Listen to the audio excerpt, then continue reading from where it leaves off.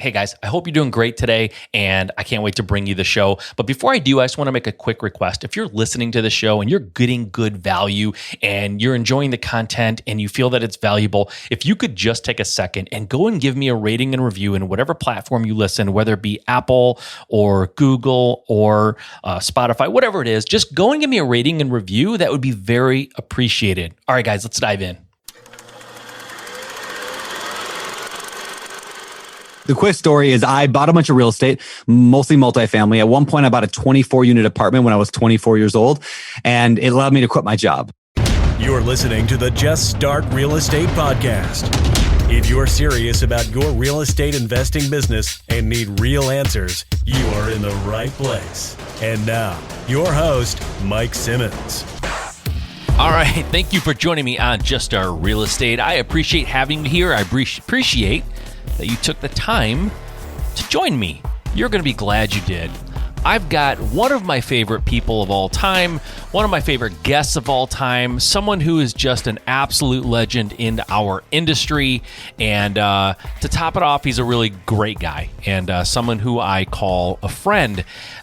His name is Brandon Turner. You might have heard of him. He is the BiggerPockets podcast host and just an all-around smart guy, successful guy, and good guy. We had a great conversation. It's been so long since I've had him on the podcast. It's been since 2014, just way too long. I don't know where time goes. Sometimes we all get busy building our business and growing a family, and he and I were doing exactly that. And I'm just happy to have him back on and had a great conversation. It was fun to catch up. If you're not familiar with Brandon, he is a real estate investor, an entrepreneur, a speaker, and a widely recognized as one of the foremost experts in real estate investing. If you don't know who he is, you truly have been living under a rock.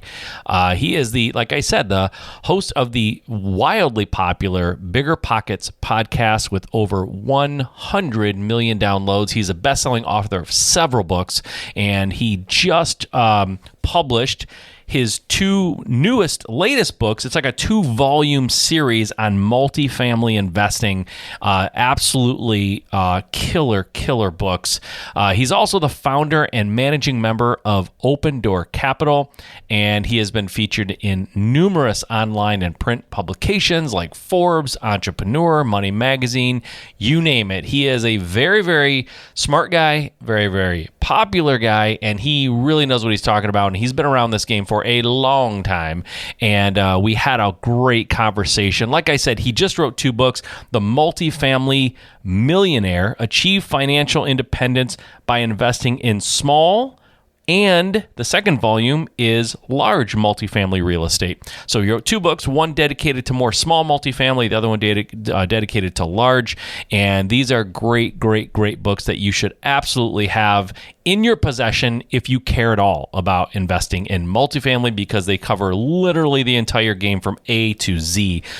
So we had a great conversation, guys. I don't want to talk any longer. I really just want you to dive into the show because it is going to go down, I think, as one of the best that we've done in a really long time. And Brandon makes it a lot of fun, and his knowledge is quite apparent. And we just had a great time. So buckle up, grab a pen and paper, get ready, clear your schedule so you have time to listen to this thing from end to end because it's a good one. All right, guys, I give you Mr. Brandon Turner. All right, Brandon, man, thank you for coming back on the show. It's been a long time, but it's always a pleasure to have you on. Dude, it's been like, 5 or 6 years now? It's 2014. I wake up I wake up every morning going, when am I going to get back? When can I get back? And today, I finally said today's the day. So, man, I have been pumped. Thank you for having me. I could feel it. Yeah. And honestly, I just wanted to build up your anticipation a little more. I thought, just another couple of years. No. Yep, there we go. Well, I'm excited to be here. It's awesome. I was on the BiggerPockets podcast recently, about a year ago now. I guess it's not that recent. Time flies, man.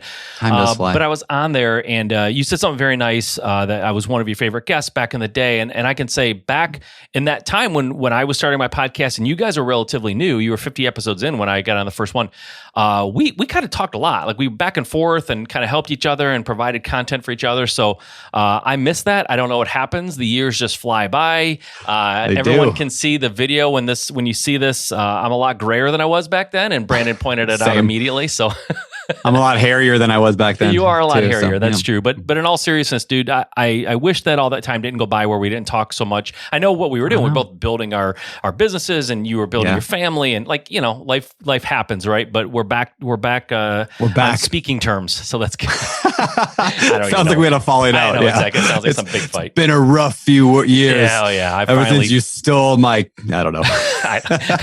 I'm letting you back into my life. Thank you. But so much has happened. My goodness. Back then, I think when I had you on last, you had just, I'm looking here at my show notes, you had just written the book on investing in real estate with no money down, right? One of your many best-selling books of your, big library of books that you've written.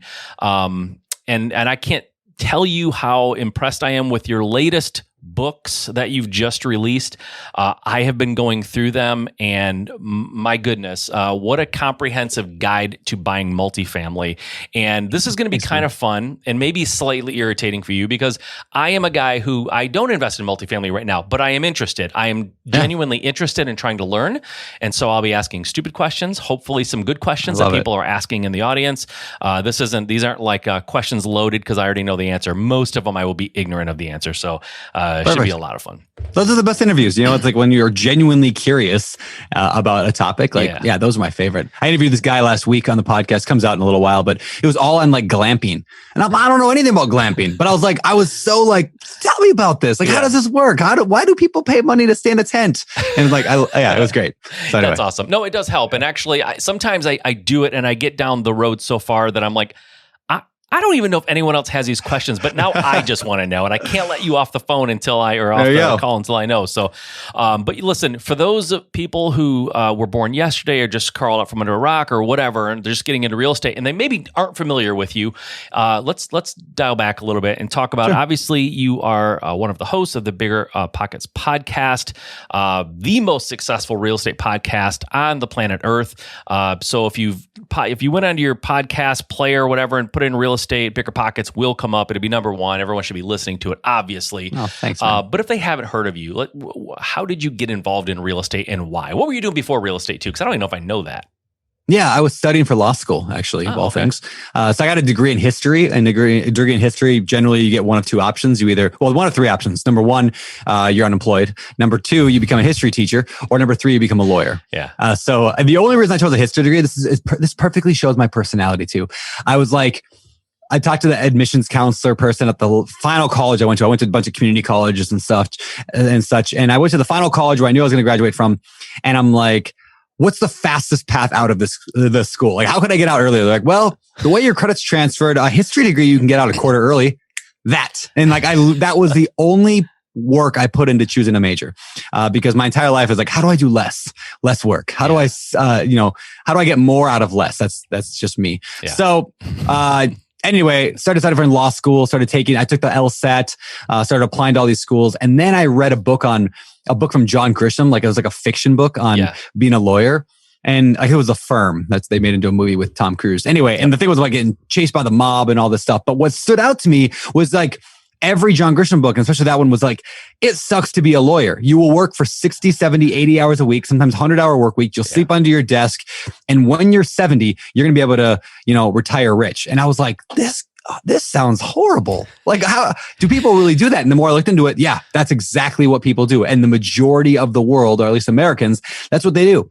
And I was like, I don't want to do this. And so I decided instead to rebel against that. I'd actually just bought a house. Like, I was 21 years old. I bought a house just because it was cheaper than renting back then. This is 2007. They give everyone with a pulse a house. Yeah. And I bought it. And then I sold it right as the market crashed. I remember sitting in my house as the market is just crashing. And I'm watching I think it was Bear Stearns was going down.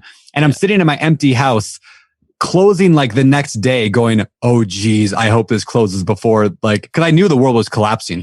And I got out. I made 20 grand though on that very first flip. That's awesome. And so the decision early on, or the thought process of going into law, is in direct opposition to the reason you chose your major. Yes. You chose the major because it was the fastest, easiest way, and you went into law, which is possibly the worst and hardest thing you can do. Right? Yeah. So I had to reconcile that. So instead I got into real estate instead. And Nice. so I sold that. I sold a house, bought a duplex. Actually, I didn't know anything about real estate. I wasn't really studying it. I just knew I needed to live somewhere. And this 2-unit property comes up, and I lived in one of the units and I rented the other ones out. And I still remember the day my tenant, who was a friend of mine, which was a terrible idea, but a friend of mine came over and he gave me $650 in cash for rent. And I remember like holding that money going like, well, shoot, my entire mortgage is only $620. Wow. And I'm living for free. And then I thought, well, if I move out of this house, I can rent my house out and then make actually like profit, like make money. Yeah. And that started my journey on multifamily because I was like, this is way cool. And it's just passive income, passive with, quotation marks around it. Yeah, exactly. So, so you said that began your journey in multifamily. Did you ever do the single family thing? And how did that, and why? Yeah. Why not single family now? Yeah, great question. So I did the single family thing a little bit. I started flipping houses. That was the main thing. Like I didn't buy single families as rentals. Not really. I mean, maybe I acquired a few over the years, but I would flip houses, and then the market was crashing and it was really hard to flip 08, 09, 10, 11, 12. It was just a tough time to flip houses, but I tried. And then a lot of them I just couldn't sell. So I ended up hanging on to them. So I still own a few of them today. I think I have 5, 6 single family houses today, maybe out of, I don't know, around 2,000 total units now, but like 5 or 6 of them are houses. If you don't want them, now's a great time to sell. I know. Oh, dude. So I am selling them all right now. In fact, like I've even paid off most of them off. Like I paid them off, and now I'm like, dang, like I'm selling them all, but all of them need a little bit of work to get them to the point where I'd feel comfortable selling. And I got tenants that live on them. Yeah. So, and I like the tenants. They've been there forever. So now I got the guilt of like having to kick out a tenant to go have them go pay twice as much rent. Cause I haven't kept up on rents really with the single family either, as well as I probably should have. Cause I like these people. Big problem with, a lot of times when you're like managing your own properties, like from the beginning, you like your tenants, you get to know them, and you start letting emotion creep in versus the business side of real estate. Which is, you asked me why I like multifamily. If I could sum it up in one word or one phrase, it's multifamily is easier to treat like a business. Yeah. I have a hard time doing it with single family. And the guys who do treat single family like a business, they're like you. They buy a lot of them and they do really, really well. But most people don't. And I never did. Yeah. I just had this conversation literally last night with somebody. And I do have a house that I bought. I bought it really, really cheap about 3 years ago. And the people living there were paying way under market rent. But they pay on time, and I'm like, all right, I'm gonna get the house. I'm gonna raise the rent, and they can stay or not. It's up to them, right? Like it's just a business. And I went there when I bought it to do a walkthrough, and I met them, and they were terrified that they were going to be asked to leave or that I was going to raise the rent because they can't afford it. And they were like the nicest people. And so I still have that house. It's way under market rent, but they're super nice people. They never miss a payment, and they're great. And it's just, I don't know. The conversation I was having was somebody was asking me like, do you raise the rent? Do you kick them out? Like, what do you, and I'm like, if you want the business answer, I can give you that. If you want, like, it's a personal decision because I thought it was going to be an easy thing. Like, hey, the rent's this and it's just black and white. And I met them and I'm like, I can't, they got us. I can't kick them out. They're just good people. They don't do anything wrong. And at the end of the day, we have to be able to sleep at night with ourselves, and we have to know that we're doing the right thing. And when you're presented with a situation like that, you make a call based on how you feel. I'm not opposed to emotion in business. I just would prefer to generally and most of the time run my business like a business and try to keep emotion at bay. 100%. And that's like you said, when you rent them or manage them yourself, that sometimes that's just what happens, right? But to your point, and I think you're 100% right, and I think people need to remember this in their quest to grow their business and dominate the world. Like, we're all human beings. We're dealing with human beings. Like, you have to do, you have to do what is right for you. And it's a personal decision a lot of times in those cases. So, all right. I'm curious about this. I don't know. Probably people ask you this all the time. I don't know. But at some point, you got involved with BiggerPockets. I don't know if I know the actual story, and I'm sure it's long and we could probably spend a long time, but just in a nutshell, like how did you ever get involved with BiggerPockets and end up on the podcast? Yeah. So the quick story is I bought a bunch of real estate, mostly multifamily. At one point, I bought a 24 unit apartment when I was 24 years old, and it allowed me to quit my job. I spent a couple years fixing it up. So like literally like there every day, changing toilets, painting walls, everything. And I'm 27 years old, and the property was done. I went from like 12 units rented to 24 units rented. And I had all this cash flow coming in all this cash flow. I was making like $3,000 or $4,000 every month in cash flow. And I was like, all right, I'm retired. I'm done. I quit my job. I quit my job before that, but then I was like, well, I don't need anything anymore. So I just sat on a couch for like 6 months and did nothing. And then I got bored to death, which, happens, right? Achievers want to achieve and they need to achieve. And so like anybody who can achieve financial freedom can't take financial freedom. I know. That's one of the funny truths, right? And that's one of the truths about, everything that we all strive for is like early retirement, and then you can't do it. Nobody can do it. Who can actually achieve it. So anyway, started a blog that led to me guest posting on BiggerPockets because they were the biggest real estate site at the time on the internet, still are. And that led to me becoming friends with Josh Dorkin, who was the founder and CEO of BiggerPockets at the time. Today, he's just founder and he's actually retired as well. And with the same thought, he can't retire. So he's always doing new stuff. Yeah. And then right away, first month or so that I was helping him out, I was just helping him out with blog post editing. I was like, I got free time. I can help edit blog posts. I was like, hey, let's start a podcast. And that's where I went from there. Oh, so it was your idea? Josh will argue that it was his idea. My memory tells me it was my idea that said, let's start a podcast. He's like, no, I said, let's start a podcast. I was like, no, I clearly remember it. He's like, I clearly remember it. Yeah. By the way, there's a great episode of Malcolm Gladwell's podcast where he talks about, it's called something like something Save Brian Williams, I think it's called. Anyway, it's all about memory. And he goes into how faulty our memories are. And it's and how we splice in TV and illusions and all these other things in our life. We splice them into our memories in a way that we cannot distinguish truth from lies in our past. And it's like mind-blowing episode. So listen to that one. I do want to listen to it. It's funny you say that. I just heard something recently on the internet where it was similar, but the idea was we don't have actual memories. We have memories of memories, meaning when we recall something, we're recalling it the last time, which is mind-bending, right? It's like we don't literally remember the thing that happened. We remember the last time we remember it, which is why it sort of can morph and change, and we put these it's like the illusions telephone game. Yeah, it's like telephone where exactly. 100%. And so anyway, so the bottom line is I'm right. I was the one my idea was the podcast, and Josh is wrong. Well, when I asked you if it was your idea, and you said Josh would argue, I said I was thinking you could stop right there because I've been on your podcast enough with Josh. Josh will argue is really all you need to say. Yes, this is true. He's getting beat up. He's not even on the podcast anymore. He has no way to defend himself. But anyways, Josh is great. I love him. He used to give me a really hard time about Detroit, which was fun and a lot of fun to have that conversation with him. But he's a good dude. I'm glad. Yeah, he did. I hope he's doing well. I know he retired, and I heard all that. So hopefully he did. And he moved out to Maui, actually, where I moved. I moved to Maui 3 years ago. He moved out here a year ago, and now is my neighbor. So we actually live in the exact same neighborhood, and we hang out like every day. Oh, well, tell him I said hi, and tell him I'm still living in and near Detroit and not investing in Detroit. So, that's a great point. Real quick, it's nothing to do with real estate, and this is really more just me asking a friend because I'm curious. Yeah. I love Maui. I went to Maui for the first time in 2007 on my honeymoon, and since my wife and I have been back several times, we're not very imaginative. We go back pretty much to the same area every time, but my gosh, do we love Maui? We go to Kaanapali Beach is where we usually stay in that area. Other than the obvious, it's paradise, right? But how did that happen? That move? Why did you move out there? Yeah, I'll tell you this, and this actually relates back to real estate as well, in an interesting way. So I was at a kid's birthday party, and I lived in Western Washington. It rained 300 days a year where I was at, or it was like cloudy 300 days a year, and it rained most of them.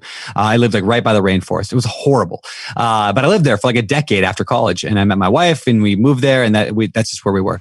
And I just kind of accepted that's what life is. Because most of us just accept the life that we're given and we don't really think outside of that until something breaks you out of it. It's like the 4-minute mile. Nobody broke the 4-minute mile until one guy did, and then everyone's done it. Or by everyone, I mean like a bunch of people. So I'm at this kid's birthday party that I was invited to, some friend of a friend from church or something like that. I'm at this party and I'm sitting next to this dude, and his name's Jared. And I introduced myself. We start talking, and I find out we have a lot in common. We're both business people. We both love like the same. We follow the same influencers online. And then he says, "Yeah, I live in Hawaii."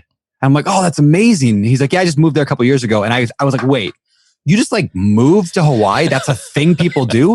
He's like, "Yeah, I got a shipping container and I put everything in it. And then for like 10 grand, they'll ship it over there. And I bought a property and I just lived there." I'm like, wait a second, you could just move to Hawaii? Like it blew my mind. Yeah. But what it did really is it expanded my mindset to possibilities that never existed before in my head. It's the 4-minute mile. Yeah. And 2 years later, or a year later, I went there for a month and I loved it. And I went to, Hawaii for a month. And then the next year I went for 3 months.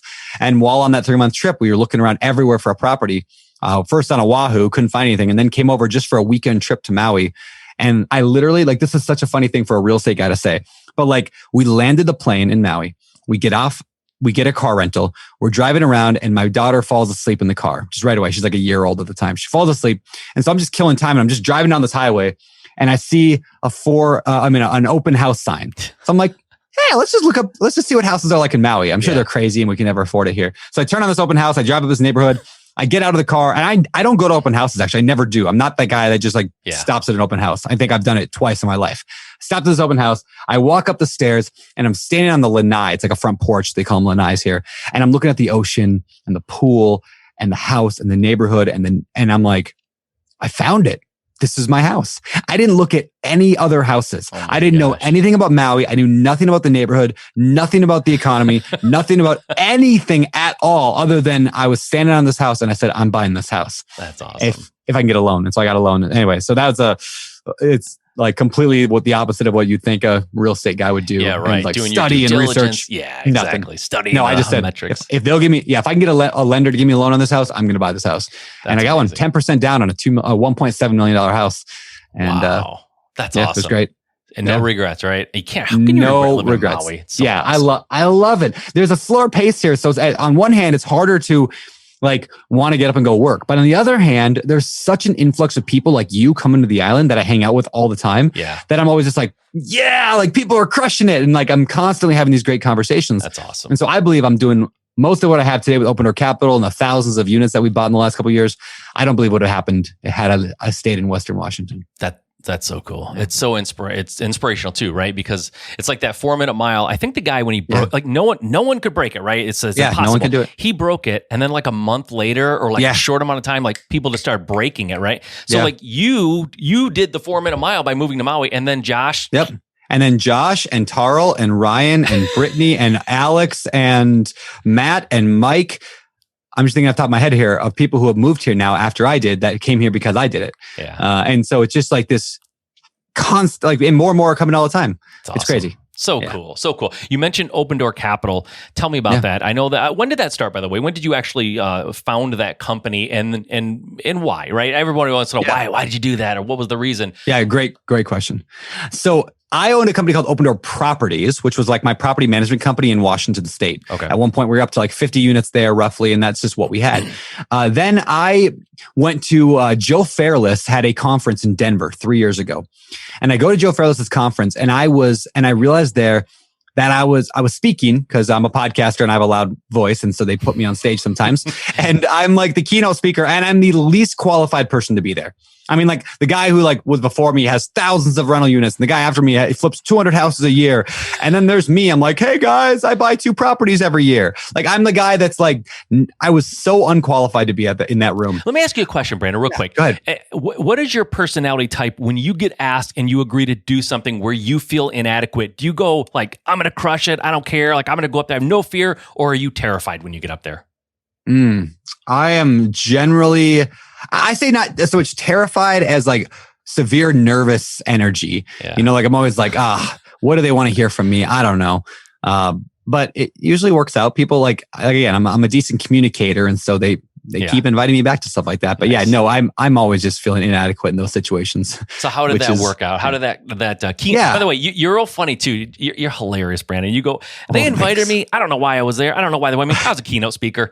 Yeah, exactly. Well, I'm there because I'm on a podcast and maybe I help sell tickets. I don't know. It's that's my mentality is I'm not there for my skill. I'm there for the podcast or whatever. Right. So, but I'm in that room and talking to 1,000 people or whatever about real estate and about all this stuff. But what I realized in that moment is that in that weekend I was not happy with where I was at in life.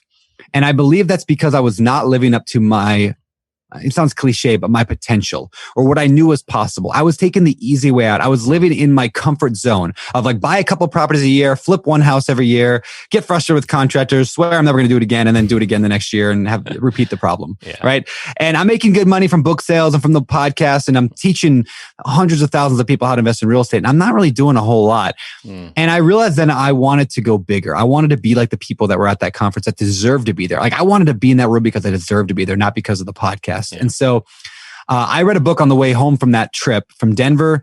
I just moved to Hawaii. So it's from Denver to Salt Lake City. I read a book called Vivid Vision by Cameron Herold. It's a phenomenal book, easy read. It's an hour-long read, but it's all about having a very clear picture of where you want to head in the future, very clear. They call it Vivid Vision. And like usually in some creative way. Like so then I wrote my vivid vision from the flight from the layover in Salt Lake all the way to Maui, Hawaii. It was a 7-hour flight.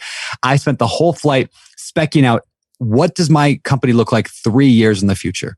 And I wrote a newspaper article about my company. It even begins, it's on my wall. I blew it up 4 feet high on my wall, and it says, December 31st, 2021, Maui, Hawaii. Opened our capital as a Maui-based real estate investment firm, unlike anything you've seen, blah, blah, blah. Instead of suits and ties, you'll find them in board shorts. And it goes on. It's like 3,000 words of like everything about my company, how many units we have. I said, we have $50 million of real estate. We own 1,000 rental units. We've worked with 100. We've raised money from 100 accredited investors. The point of the vivid vision, by the way, is not to say, how am I going to get there? That's irrelevant. Yep. The point is, what sounds like an amazing life 3 years from now? All right. So I did that. I wrote the whole thing, and it scared the hell out of me. I'm like, I don't know how I'm going to get here. $50 million, it's 50 times more than I had at the time, just about. I mean, I owned about $1 million or $2 million worth of real estate. Yeah.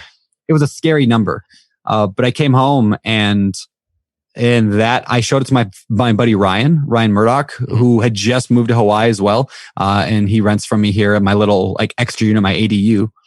And Ryan says, dude, I want to be a part of this. I want to do this. I'm like, me too. This sounds cool. Let's do it. So we started Open Door Capital. This was 2018. Yeah. So this is your 3-year culmination is this December, I think I heard you say. This December. And I looked at my numbers this morning. So the goal was 1,000 units and $50 million. By December, if we close on the properties we have under contract right now, we'll be at 3,400 units and $197 million of real estate. So you beat it by a little. We beat it by almost 400%. Yeah. Wow. By a little. Yeah. It's insane. And this just goes to now it's not all me, right? We have a big team. I had a company-wide call this morning with 17 people on the call. And every time we do one of these like quarterly, like all hands meetings, like there's like 2 or 3 more people. So every quarter for the last 2 years, it's just grown bigger and bigger. That's awesome. I could not have anticipated this, but it shows the power of having a clear vision, getting the right people on board, niching into getting really good at a certain niche, and then having a system by which you manage those people. And you're building an engine, and the engine worked. Let me ask you a question. I have two questions. Yeah. Number one, when you made this vivid vision, you said the goal is not the how, it's the what. It's to just have the vision, right? Did you have a good idea of how you would accomplish it, or did you have no idea, or somewhere in between? Like how much knowledge did you have to actually make it happen on that day when you wrote it? I would say I had. So in the Multifamily Millionaire book, I have I have a kind of a framework or picture. I say there's your comfort zone, then there's your like ability zone, and then your inability zone, right? So I would say I was out of my comfort zone to do the vision I had, but it wasn't in my inability zone. Had I written down, I want to buy $40 billion of real estate, that's crazy, right? That's not going to happen. Yeah. $50 billion scared me. And I said, I have no idea how I'm going to get there, but I could envision a life I could envision a world in which that was possible. And so, in fact, I can even go a little bit deeper on this. The question is, like, if you were to ask, I'm gonna be in your shoes. Hey, Brandon, why did you come up with $50 million? Why $50 million? Yeah. Well, let me tell you, Brandon, the reason I said $50 million is I backed into the feeling I wanted to get. Let me explain what that means. The feeling I wanted in my company was to work with 4 or 5, maybe 6 guys or gals, but 4 or 5 people that I deeply respected, that were at the top of their game, and that we kind of did life together. I witnessed a buddy of mine's company. He's got a music production company in Nashville. He was doing this. He had this amazing team of like 5 people. They all like did life together and business, and it was awesome. And they were doing impactful work. And I said, I want that feeling. So I said, okay, what do I need to have that feeling? Well, 5 full-time salaries with benefits and all that, it's about $500,000 a year. Okay. Well, if I'm going to raise money and buy big apartments or whatever, we ended up choosing mobile home parks as our kind of our bread and butter. But, typical, acquisition fees, which is the fee you get when you buy a thing, is about 2%. And I knew I'd have to give away a bunch of equity to other people I didn't have to, but I chose to give away a bunch of equity. So I literally just walked back into my salary. And that's where I came up with the $50 million number, was just based on what I would need to be able to have the life that I wanted to live. So had you raised money prior to that? Yeah. Were you experienced? No. Okay. No, I had a conversation right around that time, maybe just before that time, with my performance coach. I got a coach named Jason DeRees. He's a good dude. And we've been meeting every week, every 2 weeks for 5 years now. And I remember distinctly telling him, I don't, because I had asked a couple of guys to invest with me in a deal, and they both turned me down. And my like high I on the disc profile personality just crumbled under the weight of that rejection. And I was like, everybody hates me, and I'll never. And I was like, complaining to my coach, like, I never want to raise money. I do not raise money. I'm not good at raising money. I'm not going to raise money. I'll never be able to raise money. I hate it. I hate it. I hate it. In the last 3 weeks, I've raised $40 million in 3 weeks. Dude. And I did it off of about an hour of work to do that. I had to record a video, and my team sent it out to a team. I just want to show awesome. When we have these limiting beliefs, like I can't raise money. I'm not good at raising money. It's not it's funny how untrue those things are. Yeah. Do you know my biggest the thing I'm most critical about myself, and my entire life I've been most critical about myself since I was a kid, has been my voice. Really? And I remember as a kid saying, I have such a horrible voice. Nobody wants to listen to me. I hate when I talk. And like, it was a huge, like all through middle school, high school, I didn't talk. Yeah, I hate it. I hate my voice.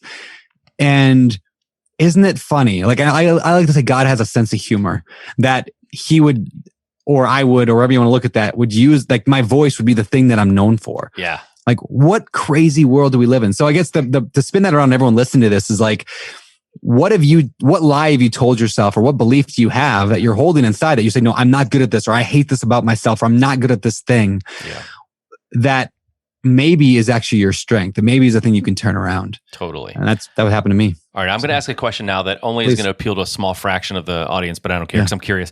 What does your disc look like? You just generally speaking, you high I, I get it. Are you high D? I'm a low D. I'm like a 40 D. So I'm not like, I'm at the bottom of D. Okay. So for those, I'm not very like dominating or whatever the word is there, decision driven. I'm not all those D words. I am much lower on that.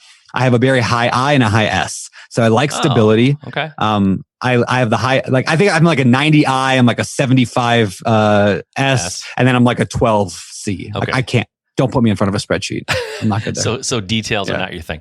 Yeah, that's fine. Yeah, no. Got it. Okay. No, I'm a visionary. I'm a visionary in the company. I can see the vision. I want to do that. I don't want to be the one that's making it happen. Exactly. Okay. The other question I had when you were talking about your vision and that you crushed it 400%, I get all that. Are you happy? This was what you were going for. Your goal was to be happy and feel fulfilled and lead a life that had meaning and purpose to you. Do you have that? Yeah. Okay, so here's the funny thing. I just got off a call with Jason Dries, my same coach that I talked to back then. And we were talking about this exact topic. And I was saying how like, I'm not very good at celebrating my wins. And what I said to him on that call was, I don't think like the achievement did not make me any happier than I was back then. Now, I am happier today than I was back then. That's for sure. But I'm not happier because of the achievement. I'm happier because I've got kids that I love and I get to hang out with them and play with them. And I get a lot of time to do that. Yeah. And maybe I guess you could argue that the real estate has allowed that in my life. Like I was working 80 hours a week back then for BiggerPockets and trying to grow that into $1 billion company. Yeah. And so today I'm I'm happier, I think, because I'm controlling my own destiny much more than I was back then. I mean, I'm still a part owner of BiggerPockets and I still am helping them grow and I want to be a part of them forever and I love them. Yeah. But at the end of the day, I'm making private equity wealthy, right? With them. And so I get a lot of happiness now out of my own, but it's not like, oh, wow, I've got 400% of my goal. I'm now 400% happier. No, like I'm like the hedonic treadmill, I think what they call it. Like you kind of like level out no matter what level you are. Like you kind of, And so there's other things that make you happy. And that's what that's so funny you bring that up because I haven't been asked that question ever, but I just talked about that with my coach. So that's awesome. One of those serendipitous moments. Yeah. Yeah, for sure. Yes. And no, yeah, absolutely. And you wrote a book. This was interesting. I didn't realize you wrote this because we have lost touch, like I said, and this was during the time where we really weren't in great contact, but you wrote a book called I shouldn't say wrote a book. You made the Intentional Journal. And that sort of, I started looking into that a little bit and I can tell just by talking to you a little bit about, I think it was off air. Now, you ever do that where you talk to your guest before the actual, and then you can't remember if you mentioned it on or off air? Anyway, all the time. You mentioned that you wish that there was more mindset, or there could be more mindset in some of the books and things like that. Because I know that's something that you think about now, and I know that's important to you. And I think when you achieve a certain level, when you blow your goals out of the water by 400%, and you're not like 400% happier. Not that you're not happy, but it's like, you realize it isn't the dollars or it's not the money. It's like the other things. You have to have a mindset of of happiness and how you achieve that and how you design your life and what you put first. And, people who put their work and they're working tons of hours and they don't see their kids take the first step and they don't go to their kids, a baseball game or whatever. Like those are the folks that I think that sit and go, why am I not happier? I have a lot of money and I'm not happier. It's because they're not doing the things that are most important in life. And so I know that that's something you're mindful of. Yeah. The mindset stuff is so, and we don't need to, harp on it too much, but I will say this quick story. I interviewed a guy on a podcast years ago who flipped 100 houses in 1 year. His very first year. Was never in real estate. His very first year, he flipped 100 houses. And I was like, dude, and I asked him, how did you do that? And I'll never forget his response. He said, I didn't know that's not what you're supposed to do. Like, I didn't know that's not how it's done, because all his friends were like real estate investors. That's how we got in the industry. Like, because his friends were all flipping 100 houses a year. They were all in the mastermind groups and the things, and they were doing all big, and so when he came into it, he came in with a completely different mindset than most people get into the game. It reminds me of the Matrix, right? In the Matrix, the Neo is like living in this like fake world, right? And then he gets like woken up, and then he learns all these skills, and he moves up. And by the end of the movie, right, he's like grabbing the bullet, and there is no spoon, and that whole stuff, right? Yeah. He goes through this whole journey of improving of changing his mindset, the way he views the world. And at every stage, he's like elevating and growing.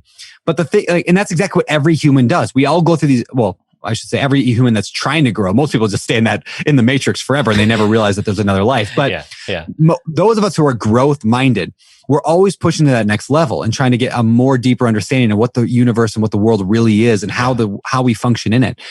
But the thing is that our mindset determines our actions, and our actions determine our results, which in other words, it's like if you had the mindset going into real estate of, I'm just going to start by flipping 100 houses a year, it would never occur to you to go and paint a unit by yourself or to go move a toilet from one room to another. If you have a mindset that says, I will do all my own work and I'm going to be the self-employed entrepreneur, right, you're going to go and move the toilet.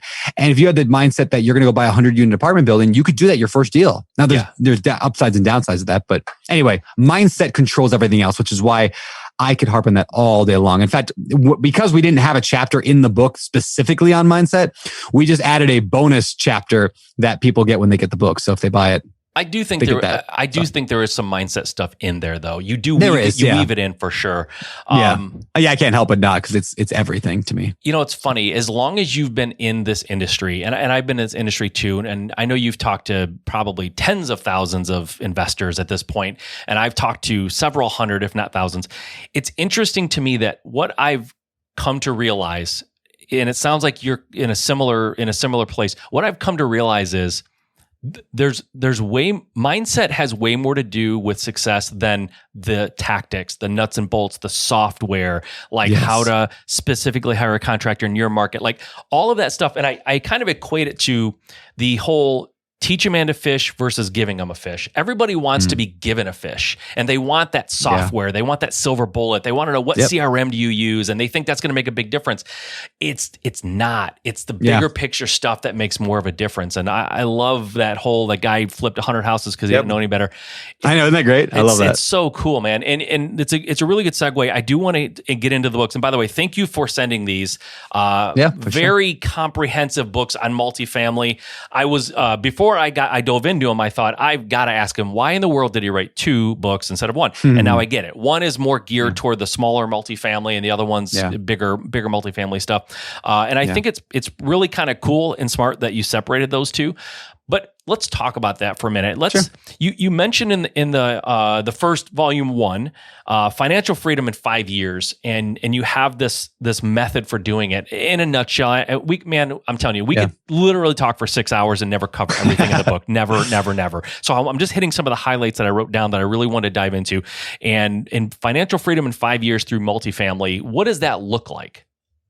Yeah. So here's the idea behind it.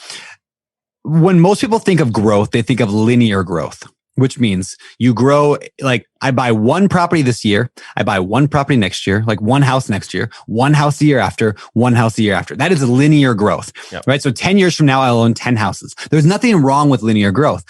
But what what the stack is, I call it the stack method. It's basically exponential growth in real estate, and it's done through multifamily. So let's say instead you buy a house this year. Good job. You own a house, or you turn your house into a rental. Great. You get some knowledge, a little bit of experience. You kind of figure out what you're doing here. And then what if next year you bought a duplex? I mean, if you already bought a house, you already overcame the biggest hurdle of all, which is just getting started, right? That's the thing that it's like, I once had somebody tell me I do jujitsu. And when I say I do it, I mean, I'm like a newbie. I'm a white belt. I don't know what I'm doing, but I try.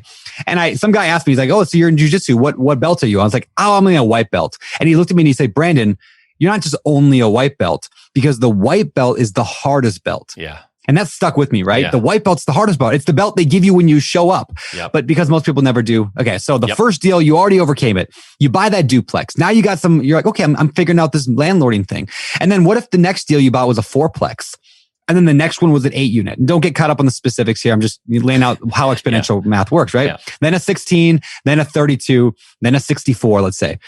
So you make, like, at every level, you're never going crazy. I mean, you already own 2 or 3, 4 units. So what's another 4-plex? You already own 10 units. What's another 8-plex? So you're scaling conservatively, but also exponentially. And that's the difference. There's the linear growth and exponential growth. And so multifamily allows you to do exponential growth. Multifamily allows you to go from 1 unit to 5 to 20 to 50. And so you might make 5 or 6 purchases, and all of a sudden you're at financial freedom. And so I lay it out in the book. Basically, you could do that in 5 years. If you just buy one property per year for 5 years, you could be out of your job. I love it. Yeah. Why? So you mentioned in the books that small multifamily is a little more hands-on kind of an endeavor, whereas large multifamily is a little bit more corporate. It's a little bit more of a professional approach. Yeah. Where is that line? Where do people generally draw the line between small and large? Yeah, that's a good question. So the way that we differentiated small and large in the book is also the way that we differentiate it in real life. Now, let me preface it with this. When most people think small multifamily, they think residential multifamily, which is 2, 3, and 4 units. Okay. The residential side of the bank handles that. And then 5 units and up, the commercial side of the bank handles it. That's how most people split it. That is not how we split it in the books. And the reason why is because the way you buy a duplex is not that different than the way you manage and control and all that is not that different than a 5 unit or a 6 unit or a 7 unit. Yeah. They're all pretty similar. Like, you're probably painting the unit yourself. You're probably using your own money for a down payment. You're probably answering phone calls from a tenant, or maybe you hire a local property manager that's charging you 10%.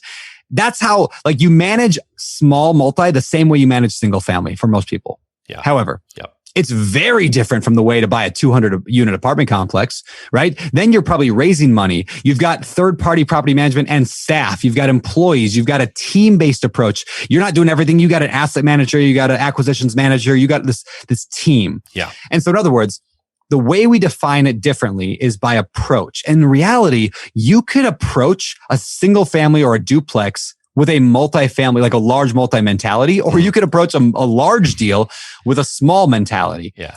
But generally speaking, if I had to give it a number, I'd say it's around the 15 to 30 mark. Somewhere in there, most people realize, oh, this is a business. In fact, my favorite rule of thumb is this.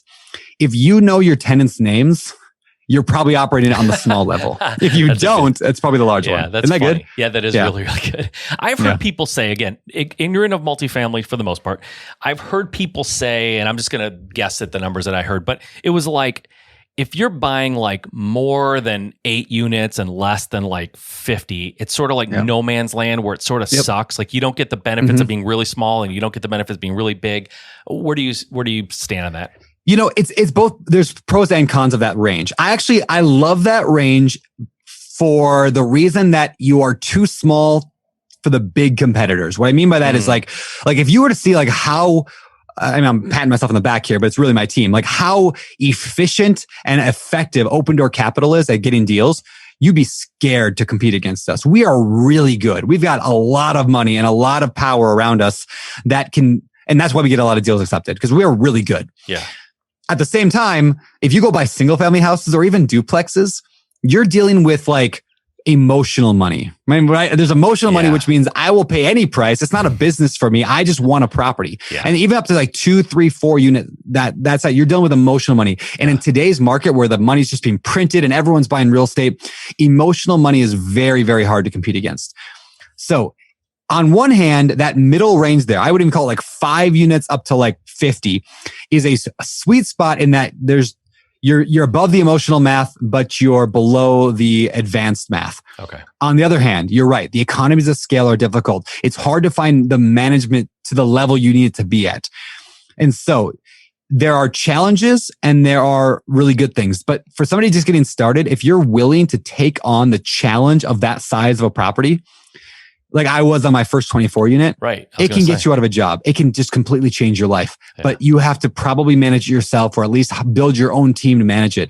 And just 50 units is hard to hire a full-time employee. So you're still stuck in there. It's just, it's not quite enough for what you need to get out of your job. So yeah. So what in a bullet point fashion, maybe 3 to 5 reasons why is Open Door Capital so good at what they do? Like what's the difference? I mean, I know you said good team. I get it. That's sort of a generic answer, but more specifically. Yeah. Number one, we are very, very process and system oriented. In other words, we have systems and processes for everything, including like things that feel like they should be organic. They aren't for us. Like the number of times we reach out to brokers to build a relationship. We know that's important. So we're like, we do that kind of stuff. We literally send gifts to brokers on a regular basis just to make sure we're always top of mind and like funny gifts to them. Yeah. We're very good with that. We are very fast.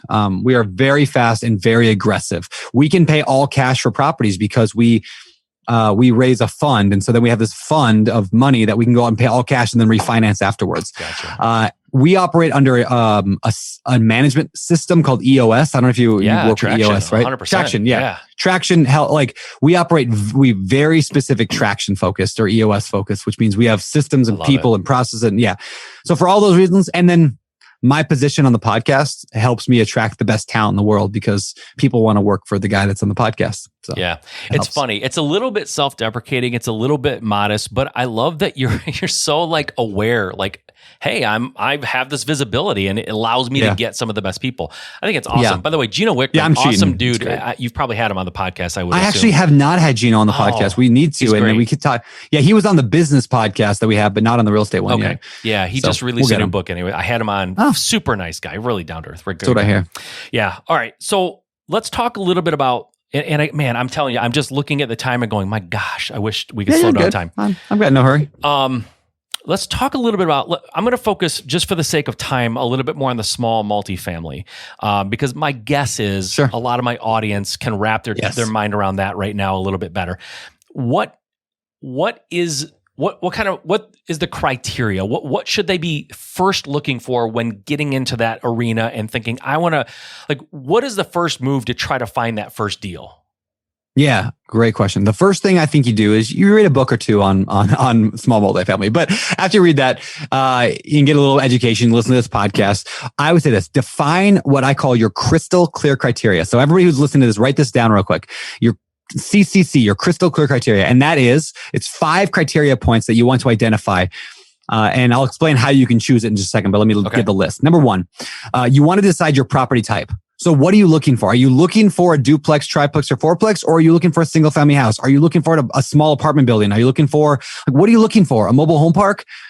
Define what that property type is. You can expand later. You can do other stuff, but in the beginning, you have to make a decision what you're going for. Yeah. So at the beginning of Open Door Capital, we said we are going to dominate mobile home parks because in this industry and in this market, you have to be better than average to be able to get deals. You have to be good. In fact, you have to be great, and you can't be great at everything. Yep. So pick a property type. Number 2, location. Where are you going to invest? You don't have to invest local, but you can. It helps to invest locally, but you don't have to. But the most important thing is that wherever you invest, you choose a market that like supports your goals. And what are you looking for? Cash flow, appreciation. Like what's your thing? Yeah. And then do you have a team there? Like, can you build a team in that spot that can help you get there? Agents, lenders, all that stuff. So number 1, again, was property type. Number 2 was location. Property type, location. Number 3 is condition. Do you want to buy a fixer upper, something that's already done, a new build? Like, what are you trying to do here? Number 4 is price range. What's the max you can buy a property at? And if you have no money at all, it doesn't mean you can't invest. You totally can invest. In fact, I have a couple chapters in the book on creative financing. Yeah. But yeah, you can totally invest even if you have no money. But how much can you afford and how much do you want to afford? And then also what goes with that is minimum. Like price range means max and minimum. Yeah. Set a minimum. And so you're not wasting your time looking at $12,000 properties when here's the fascinating thing. The amount of work it takes to buy a $3 million apartment complex is the same amount of work it takes to buy a $10 million apartment complex. And the same amount of work it takes to buy a $30 million apartment complex. It's crazy. It's no difference. My buddy Darren once said to me, Darren Sager, he said, Brandon, don't be afraid of commas. And I thought that was such a profound statement. Yeah. They're just commas. So That's so right? true. So true. So yes. Number so we five. got, number five. So number five is what I call profitability. In other words, when people say, well, I can't find any good deals. Well, what makes it a good deal? Yeah. Well, I don't know. We'll start there. Like, what makes it a good deal? Like, what percentage are you looking for? For example, when we run our numbers at Open Door Capital, we start with a number of a 15% return for our investors on average per year. So average annual return of 15% or greater.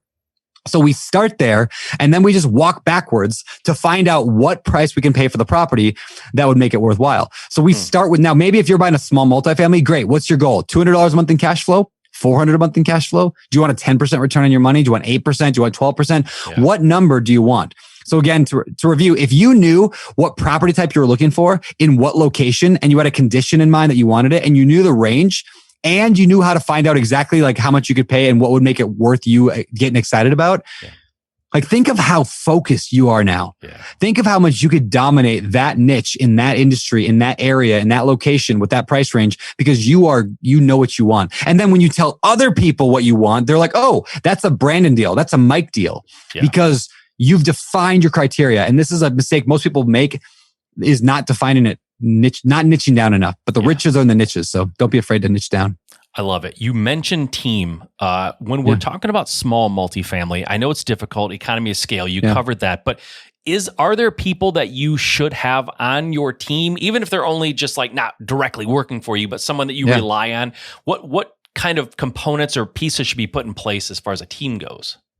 Yeah. So, I mean, part of it depends on how fast and aggressive you want to grow.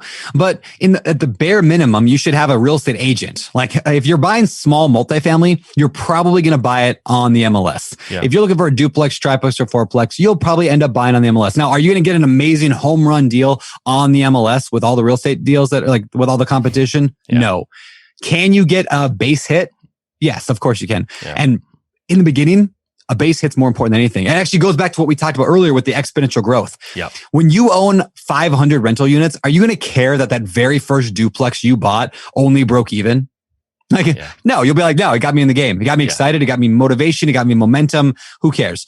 I'm not saying go out and buy a bad deal to lose money, but if you have to buy a mediocre deal on the MLS just to get started, go do that. So real estate agent, very important. Having a good lender, somebody who you like and you trust and can work magic to get you a loan is really important. Again, if you want to scale a little faster, maybe you bring in some help to help scale from the marketing side. If you want to go off market, I know it's something you know a lot about. Like you can find duplexes, triplexes, and fourplexes and other multifamily on off market all the time. Yeah. In fact, you'll probably have a better shot because unlike the world that you play in, Mike, where you're dealing with like motivated sellers who like live in the property, a lot of times we're dealing with landlords, like with investors. And the thing that's true with almost every investor is it's a math game. Yeah. So like if you were to ask 10 homeowners, hey, do you want to sell your property? I'd guess 8 of them are going to be like, no, I don't want to sell.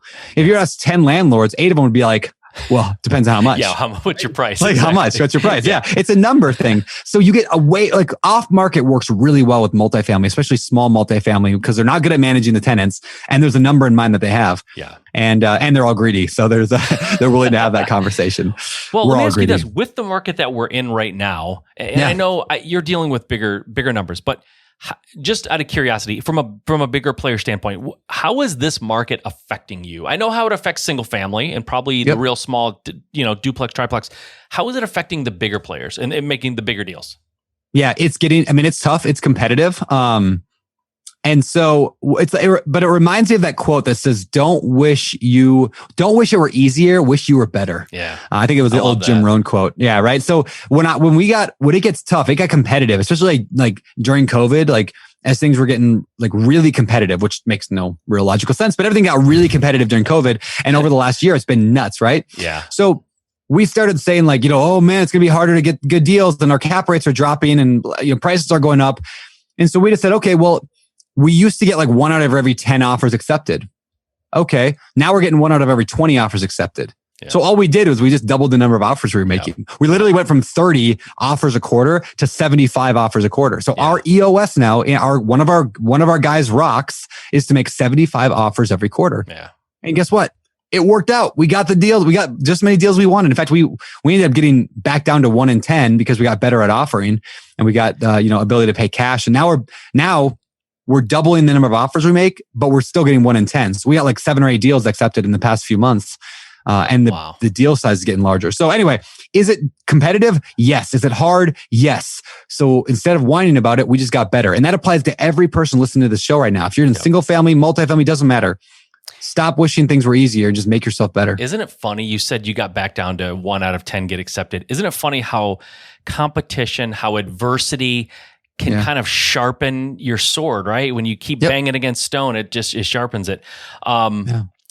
You're right. And people, I'm sure ask you this all the time. I get this at family stuff a lot because they know I'm in real estate. They don't really know what I do. So the only thing they can think to say is, how's the market? Or isn't the market great? And I sometimes I'll take the time, but usually I know they don't really care that much. They're trying to just start a conversation. Yep. And it's like, but I tell people like that I talk to in real estate investing, the market isn't good or bad. It doesn't have a good or bad tag. It is what it is, and you just have to adjust to it, to wherever you are in the market. If it's more competitive, you may have to get maybe more lean or make more offers, like you said, change your metrics. But the market isn't good or bad. You can't label it that way. It just is what it is. What's bad or good is how aware you are of where you are in the market and whether or not you're moving with the cheese, right? So to speak. Yep. So the cheese isn't bad or good. It just keeps moving and you got to move with it. So that's exactly it, man. Man, I could talk to you all day. I want to ask you one more quick question. Sure. It's sort of generic. It's a little bit, maybe, I don't know. You probably get this a lot too, but when it comes to, again, just sticking with a small multifamily for a minute, when it comes to small multifamily, what do you see that are the biggest mistakes that people make when they go into that world of multifamily? Yeah. I would say the biggest mistake people make is treating, even if you're going small multifamily, it's treating it like a hobby.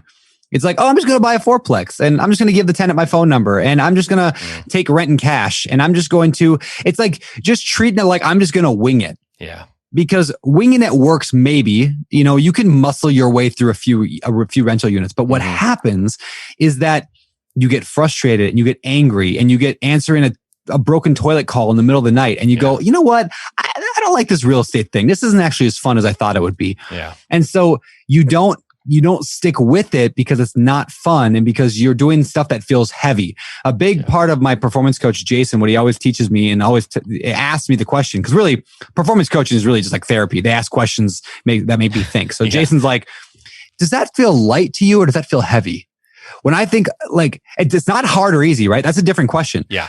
There are things that are really easy to do that feel super heavy. Yeah. Me calling anybody feels super heavy. I hate it. I hate picking up the phone.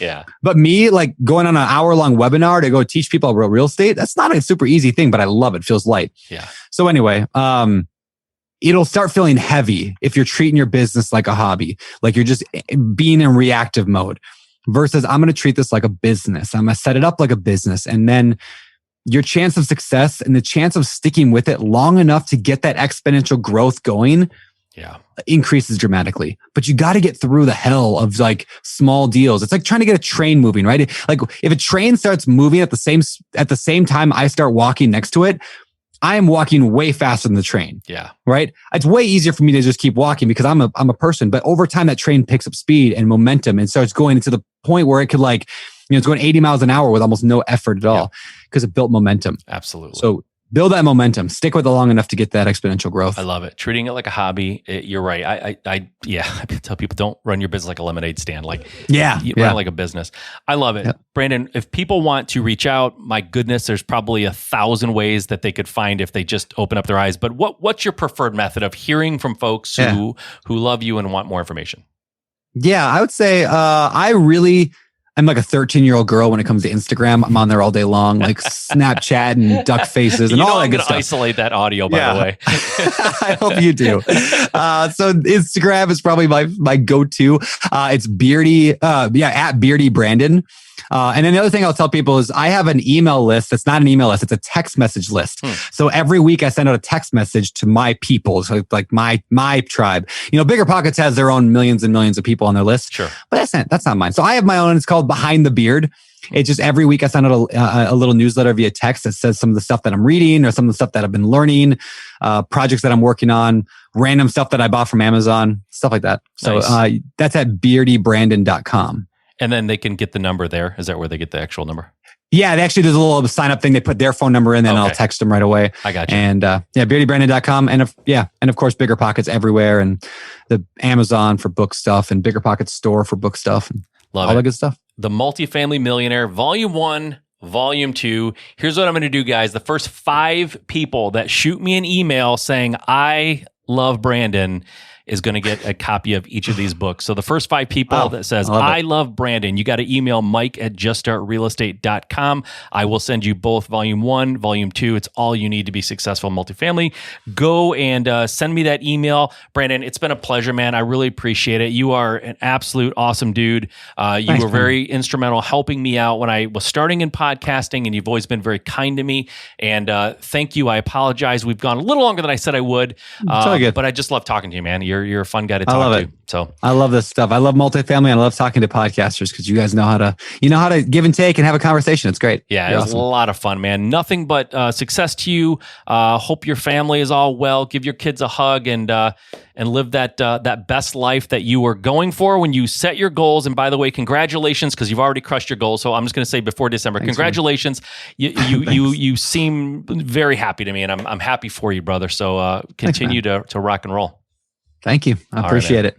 Thanks. We'll see you next time. All right. That was a blast. I love Brandon. He's a good guy, fun guy, and super smart guy. I'll tell you what, I get done with some interviews and I figure, we've pretty much covered everything I wanted to cover. We really hit all the points, and, I feel really, really good. And I feel like we've really did everything we could do with the topic at the time. But the interview with Brandon that I just had, I swear to you, I could have gone for hours. There was so much more to talk to him about. His books are so comprehensive and in-depth on multifamily that we literally could have spent another couple of hours just talking about the content of those books. So much great information. You really need to go check them out. And if you are one of the first 5 people to shoot me an email to mike@juststartrealestate.com that says, I love Brandon, I will give the first 5 people, I will buy you and send you a copy of the books, Volume 1 and 2, Multifamily Millionaire by Brandon Turner. So do that, get that in. I'm only going to do it for 5 people, so rush to get me that email, and I will get those out to you, and you will be very happy that you did do that, because those books can make you a millionaire in multifamily if you read them and apply them. So I hope you guys enjoyed that interview. I had an absolute blast. It was like catching up with an old friend, and I just loved it. And I really enjoyed talking to Brandon. So anyways, guys, get out there, get started, get those emails into me. I want to get those books in your hand, but no matter what you do, at the end of the day, nothing happens until you get started. So go out there and get started. Make today the best day ever. We'll talk to you next time.